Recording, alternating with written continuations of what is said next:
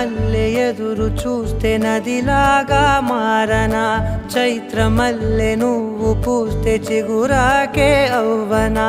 నన్నే వరించే యువరాజును అంట నీ యువ